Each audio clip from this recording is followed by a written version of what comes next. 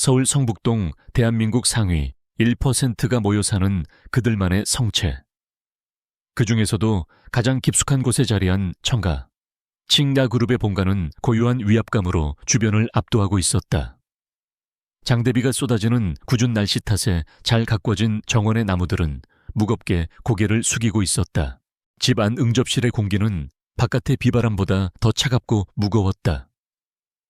서유경은 비단 방석 위에 허리를 꼿꼿이 편 채 무릎을 꿇고 앉아 있었다. 그녀의 앞에는 시어머니인 왕 회장과 남편 강태민이 앉아 있었다. 세 사람 사이에 낮은 자개상 위에는 이혼 서류 한 장이 칼날처럼 놓여 있었다. 결론은 바뀌지 않는다. 냉기서린 왕 회장의 목소리가 정적을 깼다. 그녀는 유경을 바라보고 있었지만 마치 가구라도 보는 듯한 무감정한 시선이었다. 아이를 낳지 못하는 며느리는 우리 집안에 필요 없어. 지난 3년간 내게 기회를 충분히 줬다고 생각한다. 결혼 생활 3년. 유경은 청아그룹의 며느리로서 흠잡을 데 없는 삶을 살았다.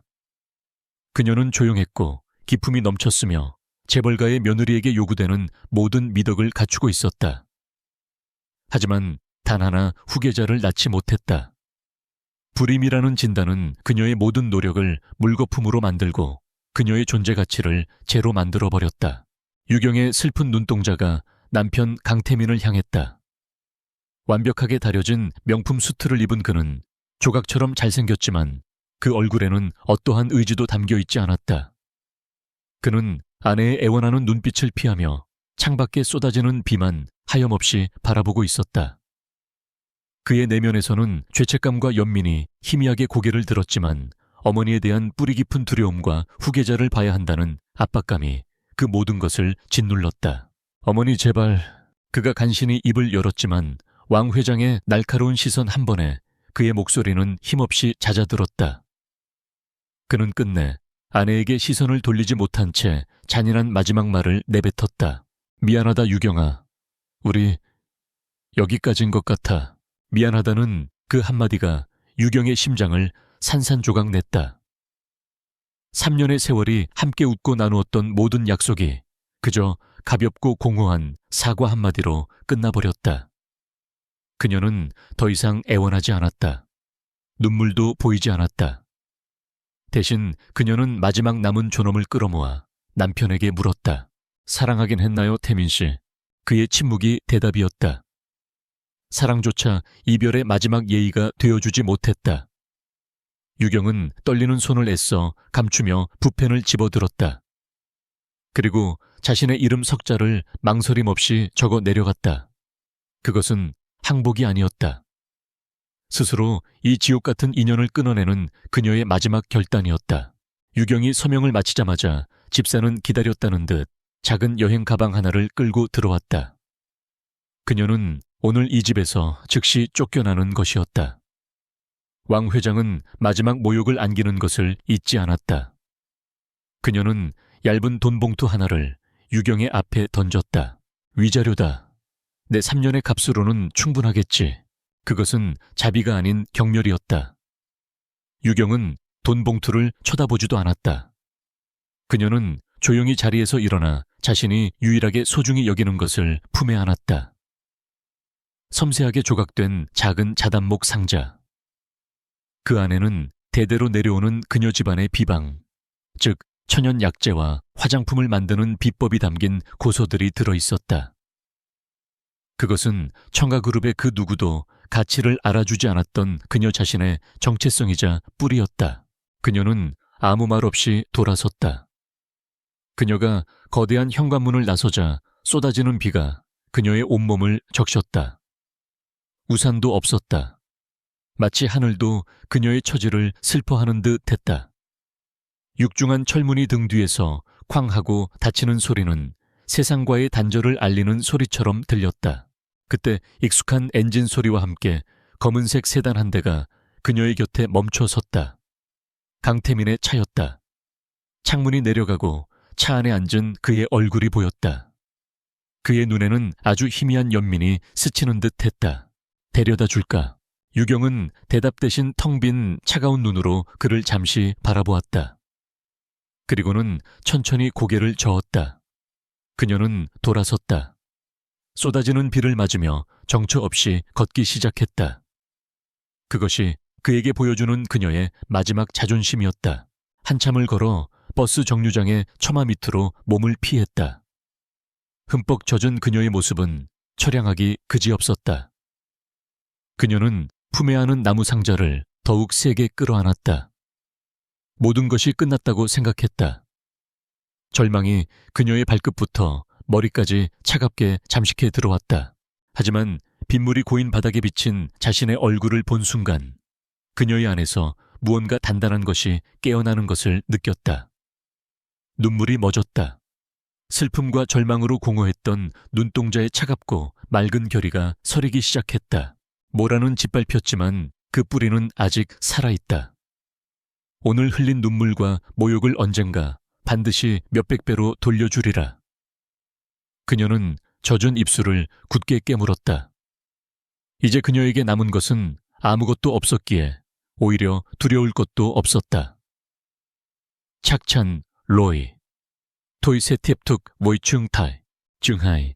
강태민의 차가 시야에서 사라진 후 서유경은 빗속에 한참을 더 서 있었다. 그러다 이내 그녀는 공항으로 가는 버스에 올랐다. 그녀의 목적지는 파리였다. 화장품과 향수의 심장. 그녀의 과거를 아는 사람이 아무도 없는 곳. 그것이 그녀가 선택한 유일한 도피처였다. 며칠 뒤 파리의 한 허름한 다락방에서 유경의 새로운 삶이 시작되었다. 성북동의 거대하고 차가웠던 저택과는 비교도 할 수 없는 넓고 좁은 공간이었다. 창문으로는 에펠탑 대신 회색빛의 낡은 건물 지붕들만이 보였다. 그녀는 결혼 전 개인적으로 모아두었던 얼마 안 되는 돈으로 하루하루를 버텼다. 하지만 낯선 땅에서의 고된 삶보다 그녀를 더 힘들게 한 것은 날마다 심해지는 몸의 이상 증세였다. 극심한 스트레스와 영양 부족 탓이려니 생각했지만 현기증과 구역질은 멈추지 않았다. 결국 그녀는 마지막 남은 돈의 일부를 털어 동네의 작은 병원을 찾았다. 백발의 프랑스인 의사는 몇 가지 검사를 마친 후 뜻밖의 표정으로 그녀에게 말했다. 축하합니다, 부인. 아픈 게 아니에요. 임신하셨습니다. 유경은 자신의 귀를 의심했다. 임신. 불임이라던 자신이 아이를 가질 수 없다고 버림받은 자신이 임신이라니. 충격으로 아무 말도 하지 못하는 그녀에게 의사는 더 놀라운 사실을 덧붙였다. 단순한 임신이 아닙니다. 자궁 안에 아기집이 3개가 보여요. 쌍둥이가 아니라 새쌍둥이입니다. 새쌍둥이. 그 말을 듣는 순간 유경의 세상은 무너져 내리는 동시에 다시 세워졌다. 눈물이 폭포수처럼 쏟아졌다. 절망의 눈물인 동시에 기적에 대한 환희의 눈물이었다. 뱃속에서 자라나는 3개의 생명. 그것은 잔인한 운명의 장난이자 동시에 신이 내린 가장 큰 선물이었다. 청아그룹과 강태민에 대한 분노가 치밀어 올랐지만 이내 그 모든 것을 압도하는 강렬한 모성애가 그녀를 사로잡았다. 이 아이들은 온전히 자신의 아이들이었다. 그녀가 살아갈 이유, 싸워야 할 이유, 그리고 반드시 성공해야 할 이유가 되었다. 임신한 몸으로 파리에서 살아남기란 더욱 힘겨웠다. 그녀는 뱃속의 아이들을 위해 닥치는 대로 일을 해야 했다. 그러다 말의 지구의 작고 낡은 향수 가게에서 청소 일을 구하게 되었다. 그곳에서 그녀는 인생의 전환점이 되어줄 한 사람을 만난다. 안녕하세요. 새로 오셨나 봐요. 저는 김리나예요. 여기서 아르바이트하는 미술학도죠. 자신을 리나라고 소개한 그녀는 자유로운 영혼의 소유자처럼 보였다. 리나는 낯선 땅에서 외롭게 분투하는 유경에게 유일한 친구이자 가족이 되어주었다. 그녀는 유경에게 서툰 프랑스어를 가르쳐 주었고 종종 음식을 가져다주며 그녀와 뱃속의 아이들을 챙겼다. 어느 날 독한 청소 약품 때문에 유경의 손이 심하게 트고 갈라졌다. 고통스러워하는 그녀를 본 리나는 안타까워하며 비싼 약을 사다 주었지만 소용이 없었다. 그날 밤 유경은 문득 할머니의 자단목 상자를 떠올렸다. 그녀는 상자 속 깊숙이 보관되어 있던 고서 한 권을 꺼냈다. 그곳에는 갈라진 피부를 치료하는 비법이 적혀 있었다. 작약뿌리, 동백기름, 그리고 몇 가지 비밀스러운 약초들. 다음 날 유경은 리나의 도움을 받아 아시아 마켓에서 약초들을 구입했다. 그리고 자신의 작은 다락방에서 밤을 새워 비법에 따라 치유 연고를 만들었다. 은은한 작약 향이 나는 꾸덕한 질감의 발미였다. 효과는 기적과도 같았다. 며칠 만에 그녀의 손은 상처 하나 없이 아기 피부처럼 부드럽고 촉촉해졌다. 유경 언니, 이거 대박이야. 이런 건 팔아야 해. 리나는 자신의 일처럼 기뻐하며 소리쳤다. 유경은 망설였지만 아이들을 생각하면 무엇이든 해야 했다. 두 사람은 단순한 유리단지에 연고를 담고 리나가 직접 디자인한 소박하지만 우아한 라벨을 붙였다. 제품의 이름은 르봄드 피부안, 레바움 드 피보인, 모란의 밤이라는 뜻이었다. 두 사람은 주말 벼룩시장에서 작은 좌판을 열고 연고를 팔기 시작했다. 처음에는 아무도 관심을 보이지 않았다. 하지만 한번 제품을 사용해본 사람들은 그 놀라운 효과에 감탄했고 입소문이 퍼지기 시작했다. 화학 성분에 지친 파리 사람들은 자연에서 온 이 신비로운 동양의 연고에 열광했다. 연고는 만드는 족족 팔려나갔고 유경은 마침내 지긋지긋한 청소일을 그만둘 수 있었다. 작은 성공이었지만 그것은 그녀에게 재기의 발판이자 꺼지지 않는 희망의 불씨가 되어주었다. 시간이 흘러 유경은 파리의 한 병원에서 새 아들을 출산했다. 리나만이 그녀의 곁을 지켰다.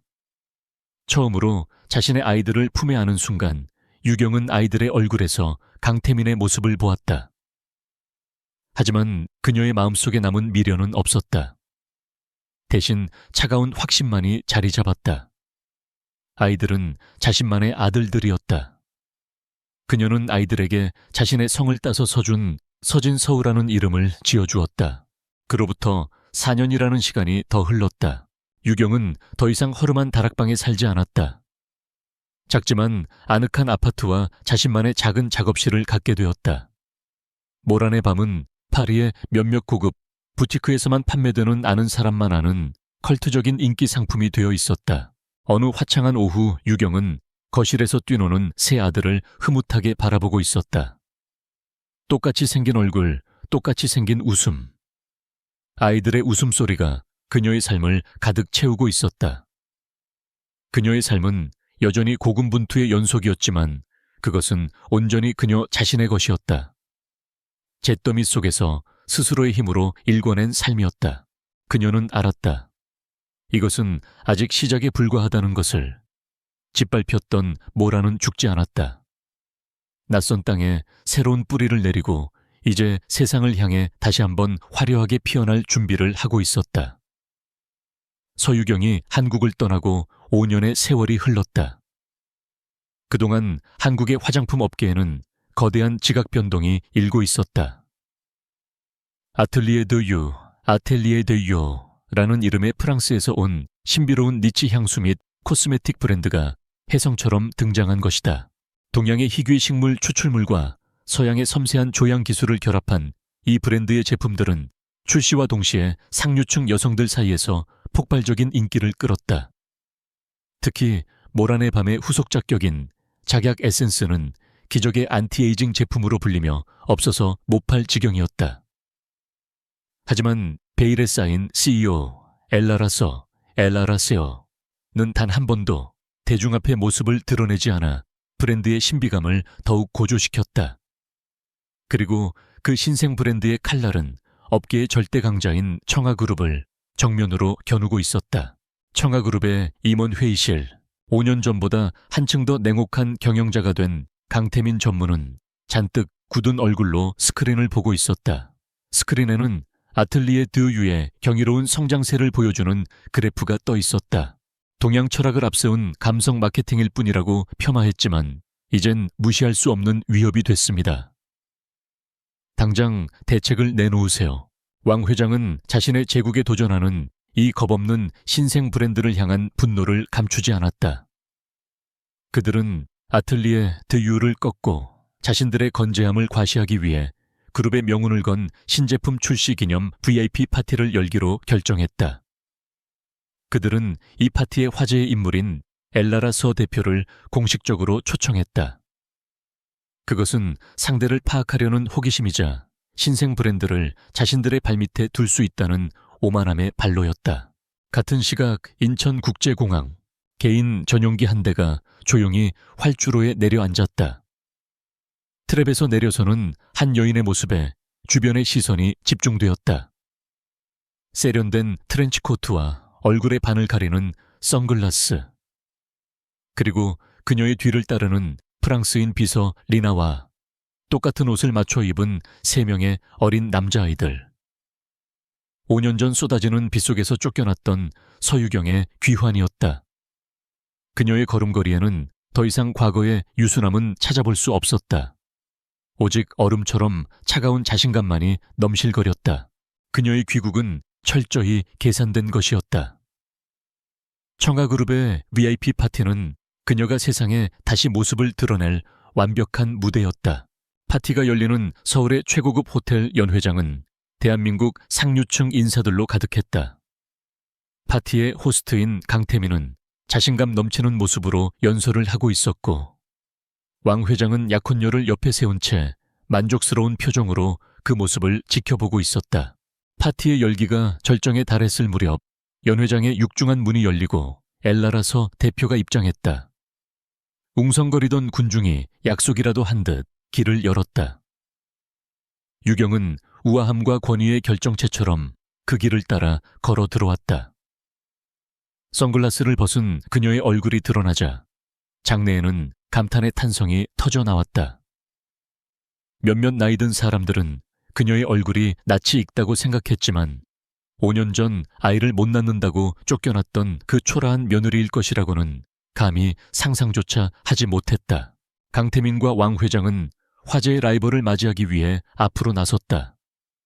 하지만 그녀가 가까워질수록 두 사람의 얼굴은 점차 굳어갔다. 믿을 수 없었다. 서유경, 그녀가 맞았다. 두 사람이 충격으로 얼어붙은 순간 리나의 곁에서 조용히 대기하고 있던 새 아이가 엄마를 향해 달려왔다. 엄마, 아이스크림 먹어도 돼요. 서준, 서진, 서우. 새 아이는 강태민의 바로 앞에서 멈춰 섰다. 순간 시간이 멈췄다. 강태민의 눈앞에 있는 것은 자신을 완벽하게 축소해 놓은 세 개의 얼굴이었다. 자신의 어린 시절 사진과 소름 끼치도록 똑 닮은 얼굴들. 부정할 수도 무시할 수도 없는 명백한 증거였다. 강태민의 세상이 산산조각 났다. 그는 아이들과 그런 자신을 바라보며 차갑고도 아름다운 미소를 짓고 있는 유경을 번갈아 보았다. 왕 회장의 얼굴은 잿빛으로 변했다. 그녀는 이 모든 상황을 즉시 이해했다.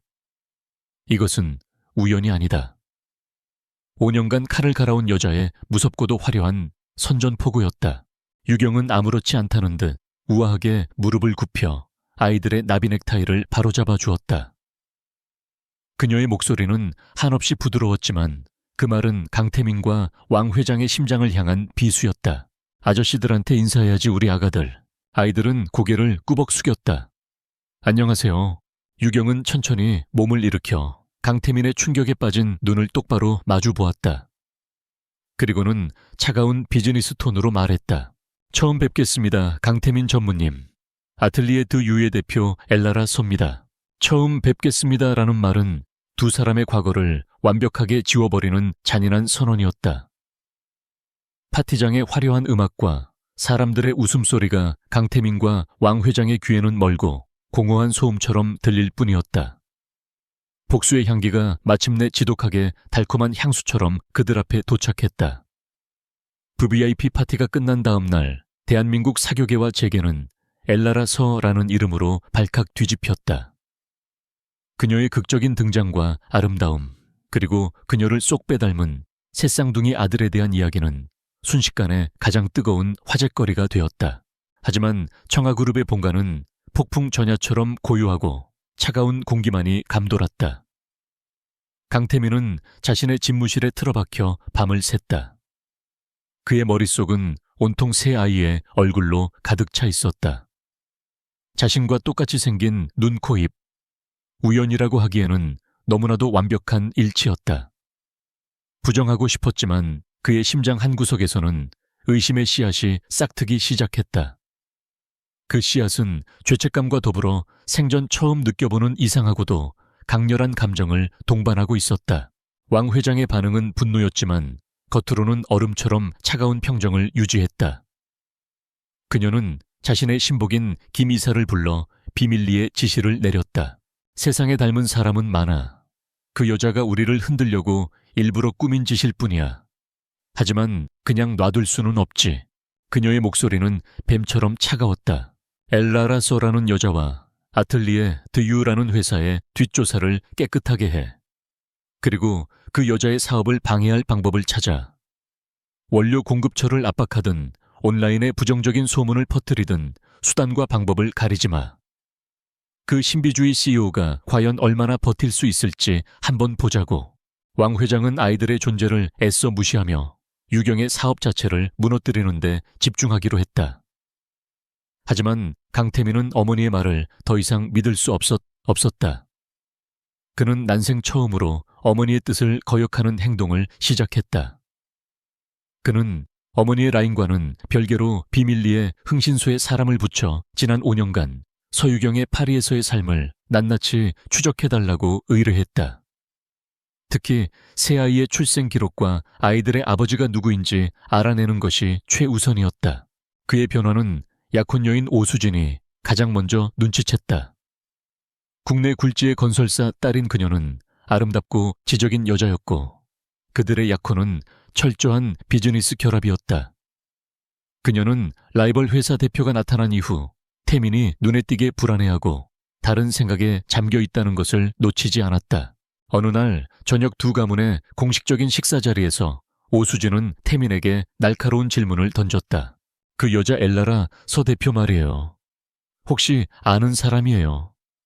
그날 이후로 태민 씨가 좀 이상해 보여서요. 강태민은 자신도 모르게 방어적인 태도를 보였고 그것은 오수진의 의심을 확신으로 바꾸어 놓았다. 두 사람 사이에 보이지 않는 균열이 생기기 시작했다. 한편 왕 회장의 계획은 신속하게 실행에 옮겨졌다. 아틀리에 드유에 희귀 원료를 공급하던 핵심 업체가 갑자기 계약 파기를 통보해왔다. 동시에 익명의 온라인 커뮤니티들을 중심으로 제품의 안전성에 대한 악의적인 루머가 퍼지기 시작했다. 하지만 서유경의 반응은 왕 회장의 예상을 완전히 벗어났다. 그녀는 조금도 당황하지 않았다. 이 모든 것을 이미 예상하고 있었다는 듯이 원료 공급 업체가 계약을 파기하자 그녀의 법무팀은 기다렸다는 듯이 새로운 공급 계약서를 공개했다. 그녀는 이미 몇 달 전 기존 업체보다 훨씬 더 좋은 조건으로 다른 희귀식물 농장과 독점 공급 계약을 체결해둔 상태였다. 그녀의 철저한 준비성에 청아그룹의 실무진들은 경악했다. 온라인 루머에 대한 대응은 더욱 영리했다.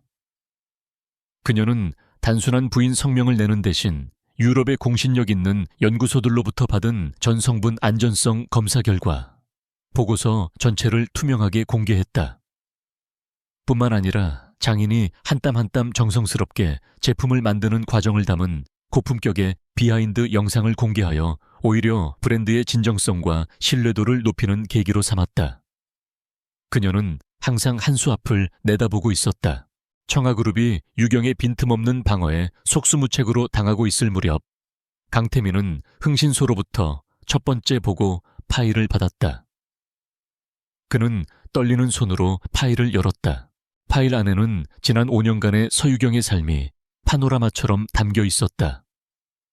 만삭의 몸으로 힘겹게 시장을 오가는 사진 리나와 함께 벼룩시장에서 좌판을 깔고 화장품을 파는 사진, 그리고 갓 태어난 새 아이를 품에 안고 있는 사진까지, 그리고 파일의 마지막 장. 그것은 파리의 한 병원에서 발급한 새 아이의 출생증명서 사본이었다. 아이들의 생년 월일은 유경이 그 집에서 쫓겨난 날로부터 정확히 9개월 뒤였다. 어머니의 이름 칸에는 선명하게 서유경이라고 적혀 있었다. 그리고 아버지의 이름 칸은 비어 있었다. 모든 퍼즐 조각이 맞춰졌다. 의심은 끔찍한 확신이 되어 그의 뒤통수를 내리쳤다. 아이들은 자신의 아이들이었다. 자신이 버린 여자와 세상에 존재하는지조차 몰랐던 자신의 새 아들. 강태민은 손을 부들부들 떨며 파일을 바닥에 떨어뜨렸다. 그의 머릿속이 온통 하얗게 비어버렸다. 그의 경고했던 세상이 소리 없이 무너져 내리고 있었다. 강태민이 혼란 속에서 밤을 지새우는 동안 서유경의 방역은 멈추지 않았다. 아틀리에 드 유는 새로운 시그니처 세럼, 에클라드 피부완, 에클라드 피부인의 모란의 광채의 글로벌 론칭을 발표했다. 고대 왕실 여성들의 미용 비법과 현대 생명공학의 만남을 강조한 마케팅은 출시 전부터 엄청난 기대를 불러일으켰다. 청아그룹의 연구소. 강태민과 연구진들은 에클라드 피부완의 핵심 콘셉트를 보고 경악을 금치 못했다. 특수 가공된 작약뿌리 추출물을 핵심 성분으로 한 그 제품은 몇 년 전 유경이 그들에게 열정적으로 제안했던 기획안과 거의 동일했다. 당시 그녀는 한국적 헤리티지를 담은 고효능 자연주의 화장품이 미래가 될 것이라고 주장했었다. 하지만 왕 회장과 임원진은 구시대적인 헛소리라며 그녀의 제안을 비웃고 화학 성분 기반의 제품 개발을 밀어붙였다. 이제 그 헛소리가 부메랑이 되어 그들의 심장을 겨누고 있었다. 에클라드 피부완의 성공은 전례가 없는 수준이었다. 전 세계 동시 출시 후 몇 시간 만에 모든 물량이 매진되었다. 제품을 사용해본 소비자들의 극찬이 쏟아졌고 언론은 뷰티 업계의 패러다임을 바꾼 걸작이라며 찬사를 보냈다. 그에 비해 청가그룹이 야심차게 내놓았던 신제품은 시대에 뒤떨어진 구식 제품처럼 보였다. 청가그룹의 주가는 폭락하기 시작했다. 투자자들은 청가그룹의 혁신 능력에 의문을 제기했고 언론은 연일 비판적인 기사를 쏟아냈다. 서유경은 그들의 사업 기반, 즉 명성이라는 가장 견고한 성벽을 정면으로 공격한 것이다. 그녀의 공격은 거기서 그치지 않았다. 청아그룹의 며느리로 살며 알게 된 내부의 약점들을 그녀는 훤히 꿰뚫고 있었다. 그녀는 청아그룹 연구소에서 불만을 품고 있던 핵심 연구원 한 명을 비밀리에 스카우트했다. 그 연구원은 기밀 정보를 빼내온 것이 아니었다. 대신 그는 청가그룹 내부의 비효율적인 R&D 투자와 방만한 경영 실태에 대해 증언했다. 이 정보는 곧 한 경제 전문 기자의 손에 들어갔고 한때 철옹성이었던 청아그룹 그 내부의 균열이라는 제목의 심층 기사가 터져 나왔다. 그룹의 이미지는 회복 불가능한 수준으로 추락했다. 한편 강태민은 아이들이 자신의 아들이라는 확신을 가진 채 조사의 초점을 단 한 가지에 맞추고 있었다. 바로 서유경의 불임 진단. 불임 판정을 받은 여자가 어떻게 새쌍둥이를 낳을 수 있단 말인가. 그는 5년 전 유경에게 진단을 내렸던 산부인과와 의사 윤 원장의 행적을 파헤치기 시작했다. 그는 왕 회장을 찾아갔다. 아직 아이들에 대한 이야기는 꺼내지 않았다.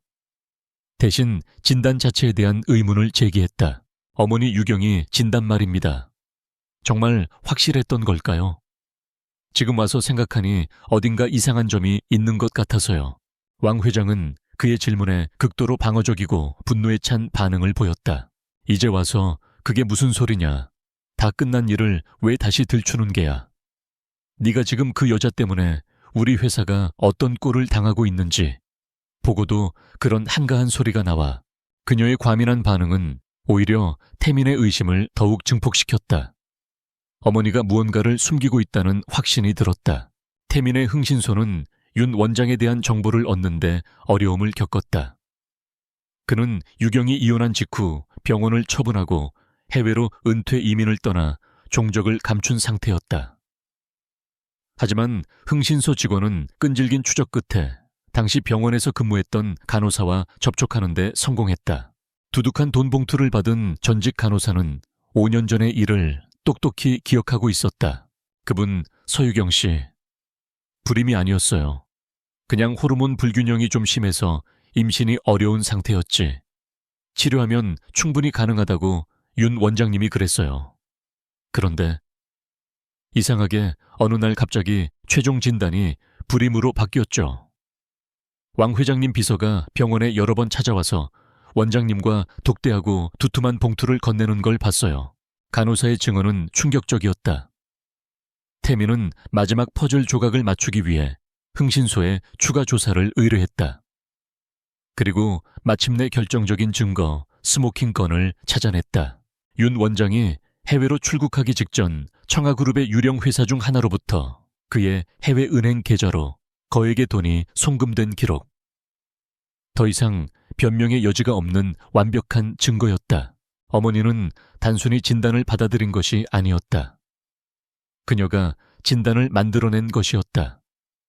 의사를 매수해 진료 기록을 조작하고 한 여자의 인생과 자신의 아들의 결혼을 직접 파탄낸 것이다. 오직 새로운 며느리를 들여 후계자를 빨리 보겠다는 그 잔인한 욕심 하나 때문에 장대비가 쏟아지기 시작했다.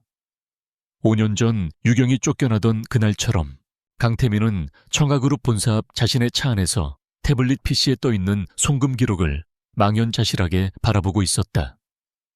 배신감.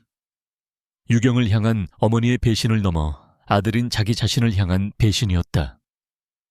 그의 삶, 그의 결혼, 그의 이별 모든 것이 그가 가장 두려워하고 존경했던 사람의 손에 의해 조작된 거짓 연극이었다.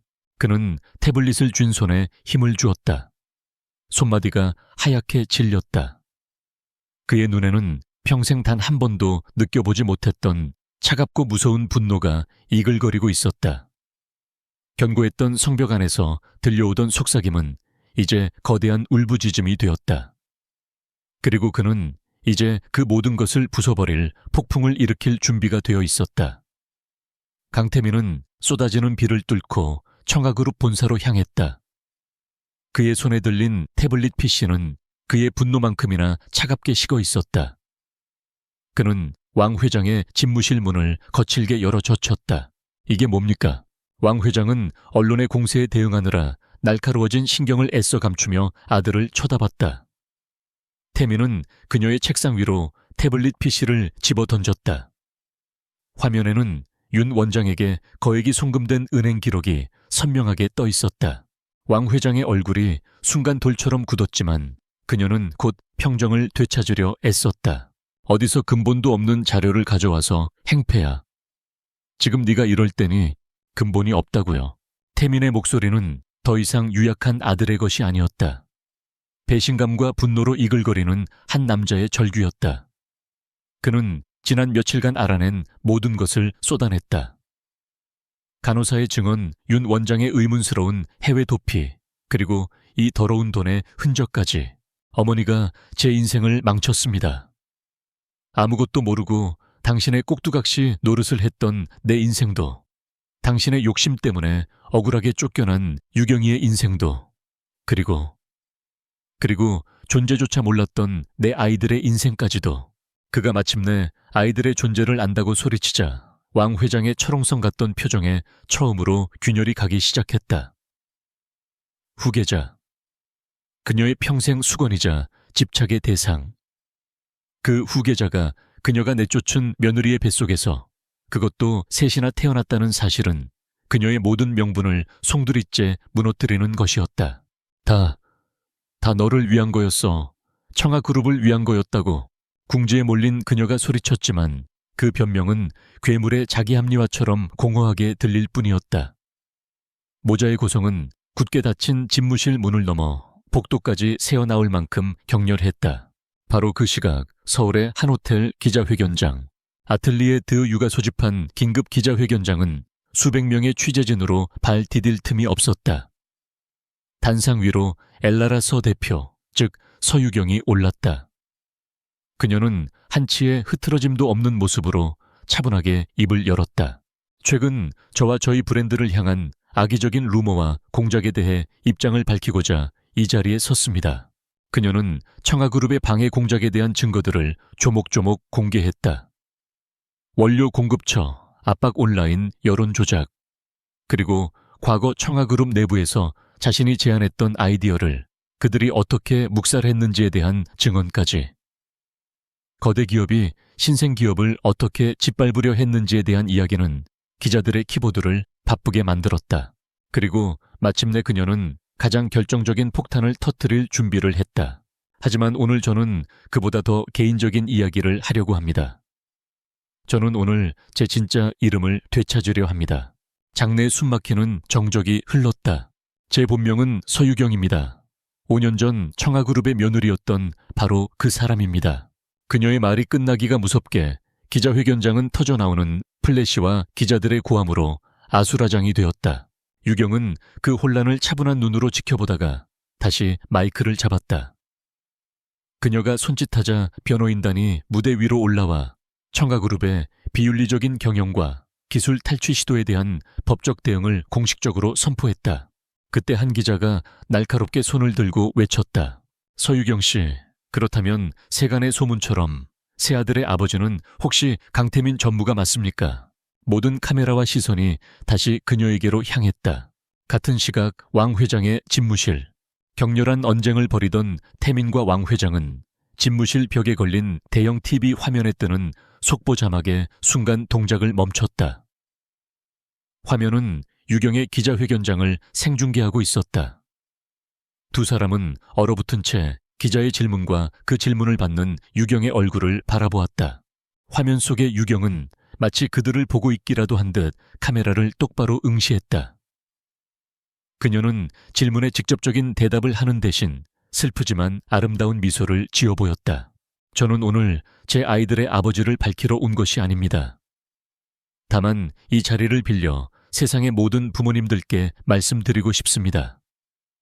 아이는 하늘이 주시는 축복이고 선물이지 가문의 대를 잇거나 사업을 확장하기 위한 도구가 아니라는 것을요. 부정하지 않는 긍정. 그것은 그 어떤 직접적인 대답보다 더 강력한 힘을 가지고 있었다. 그녀의 말은 대중의 마음을 완벽하게 사로잡았고 동시에 왕 회장의 잔인함을 만천해 고발하는 가장 우아한 방식이었다. 집무실 안 TV에서 흘러나오는 소리만이 유일한 소음이었다. 왕 회장은 자신이 평생을 바쳐 쌓아 올린 제국이 실시간으로 무너져 내리는 것을 보며 의자에 주저앉았다. 그녀의 얼굴에는 더 이상 분노나 오만이 아닌 완전한 패배와 절망만이 남아있었다. 강태민은 화면 속의 유경과 그가 잃어버린 아이들과 그리고 이 모든 비극을 만들어낸 자신의 어머니를 번갈아 보았다. 마침내 폭풍이 모든 것을 휩쓸어 버렸다. 서유경의 기자회견은 대한민국을 뒤흔든 태풍의 눈이었다. 청아그룹의 주가는 휴지 조각이 되었고 수십 년간 함께했던 파트너사들은 등을 돌렸으며 소비자들의 불매운동은 걷잡을 수 없이 번져나갔다. 검찰은 즉시 왕 회장에 대한 대대적인 수사에 착수했다. 진료 기록 위조, 업무상 배임 기업, 염탐 주가 조작 등 그녀의 죄목은 끝이 없었다. 며칠 뒤 왕 회장은 청아그룹 본사에서 검찰 수사관들에게 연행되었다. 늘 꼿꼿하던 그녀의 허리는 굽어 있었고 철갑 같던 얼굴에는 깊은 패배감만이 서려 있었다. 평생을 바쳐 쌓아 올린 그녀의 제국은 그녀가 가장 하찮게 여기고 내버렸던 한 여인의 손에 의해 허무하게 무너져 내렸다. 강태민은 모든 것을 잃었다. 그는 청아그룹의 모든 직위에서 사임했다. 약혼녀 오수진의 집안은 파산한 가문과 더 이상 엮일 수 없다며 즉시 파혼을 통보했다. 하루아침에 그는 완전히 혼자가 되었다. 그는 며칠 동안 자신의 펜트하우스에서 두문불출하며 망가져버린 자신의 삶을 마주해야 했다. 그는 비로소 깨달았다. 이 모든 비극의 근원은 어머니의 악행뿐만이 아니라 진실 앞에서 비겁했고 사랑 앞에서 무책임했던 자기 자신의 나약함 때문이었음을. 반면 서유경의 아틀리에 드 유는 정직한 기업 여성이 이끄는 혁신 기업의 상징이 되었다. 매출은 하늘 높은 줄 모르고 치솟았고 언론은 그녀의 성공 스토리를 연일 대서특필했다. 그녀는 이제 완벽하게 자신의 삶을 통제하게 되었다. 그녀는 세 아들과 함께 빛과 웃음이 가득한 새로운 집에서 평온한 나날을 보내고 있었다. 스스로를 돌아보는 지옥 같은 시간을 보낸 후 강태민은 마침내 결심했다. 그는 유경의 회사가 아닌 그녀의 집 앞으로 찾아갔다. 그는 며칠 동안 아무것도 먹지 못한 사람처럼 수척하고 남루한 모습이었다. 그저 그녀가 나오기만을 하염없이 기다렸다. 마침내 유경이 아이들과 함께 외출하기 위해 문을 나섰을 때 그녀는 자신의 집 앞에 서 있는 태민을 발견했다. 그녀의 표정은 차갑게 굳었다. 태민은 그녀에게 다가가 아무 말 없이 그녀의 앞에 무릎을 꿇었다. 그는 용서를 구하지도 변명을 하지도 않았다. 유경아, 나 용서해달라고 온 거 아니야. 그럴 자격 없는 거 알아. 그의 목소리는 갈라져 있었다. 그는 자신의 비겁함과 어리석음을 모두 고백하며 눈물로 사죄했다. 그의 사과에는 단 한 조각의 자기 연민도 없었다. 오직 뼈저린 후회만이 담겨 있었다. 한 가지만 부탁할게. 제발. 그는 고개를 들어 그녀를 바라보며 애원했다. 아이들을 그냥 멀리서라도 가끔 볼 수 있게 해주면 안 될까? 아버지로서가 아니라 그냥 이 세상에 내 아이들이 이렇게 예쁘게 살아있다는 것만이라도 느끼게 해줘. 제발. 그것만 허락해줘. 유경은 자신의 심장을 부수었던 남자를 내려다보았다. 그의 눈에는 더 이상 오만한 재벌 3세의 모습은 없었다. 모든 것을 잃고 진심으로 참회하는 한 남자의 영혼이 울고 있었다. 그녀의 마음속에서 불타던 증오는 이미 오래전에 사라졌다. 그 자리에는 이제 연민과 모든 것을 이겨낸 자의 평온만이 남아있었다. 그녀는 그에게 예스라고 대답하지 않았다. 그녀의 최우선 순위는 아이들의 평화로운 삶이었다. 그녀는 그저 아무 말 없이 그를 지나쳐 아이들의 손을 잡고 차에 올랐다. 그것이 그녀의 대답이었다. 몇 달의 시간이 흘렀다. 유경은 자신의 새로운 집 아름다운 정원에서 뛰노는 새 아들을 평화롭게 바라보고 있었다. 아이들은 나비를 쫓으며 세상에서 가장 행복한 웃음을 터뜨리고 있었다. 그곳에 강태민의 모습은 없었다. 그때 그녀의 휴대폰이 조용히 울렸다. 강태민에게서 온 문자 메시지였다. 그가 직접 찍은 듯한 소박한 들꽃 사진 한 장과 짧은 글. 오늘도 아이들이 행복한 하루였기를. 그는 멀리서 지켜보겠다는 약속을 지키고 있었다. 하지만 자신의 존재를 이렇듯 조심스럽게 상기시키고 있었다. 유경은 그 메시지를 바라보며 입가에 희미하고도 복잡한 미소를 지었다. 그녀는 답장하지 않았다.